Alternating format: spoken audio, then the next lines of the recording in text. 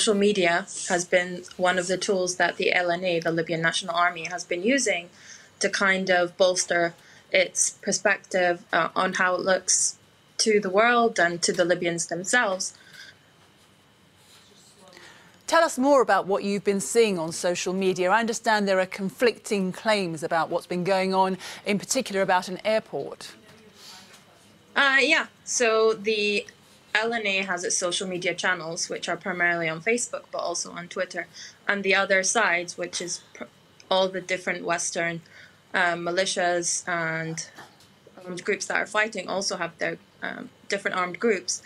And basically, there's a lot of misinformation out there, and you can't really tell who has what position, because every like 5 to 10 minutes, you have one side claiming, oh, we've retaken the Tripoli airport.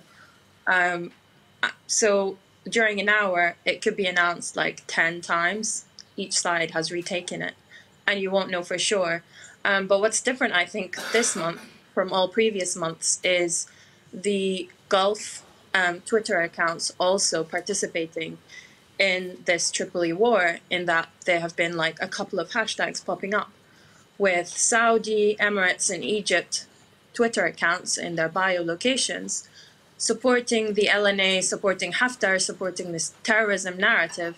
And only like the last half of yesterday did the Qatari tweets as well start getting involved, and Al Jazeera, to kind of counteract that Saudi, Emirates, and Egypt narrative of terrorism in Tripoli, and hence why the LNA is kind of attacking. So you're hearing from those involved in the fighting, those who are backing them, possibly outside the country. Are you hearing from ordinary Libyans themselves who are caught up in the fighting, and what are they saying?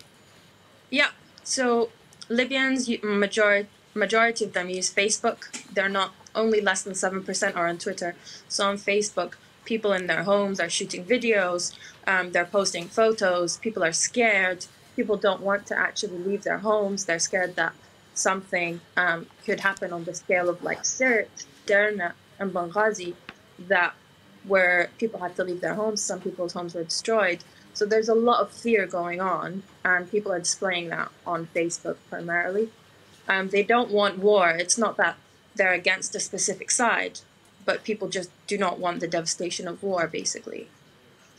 Indeed, a very alarming situation there in Libya on the ground. Khadija Ramali, thank you very much for talking to us here at Euronews.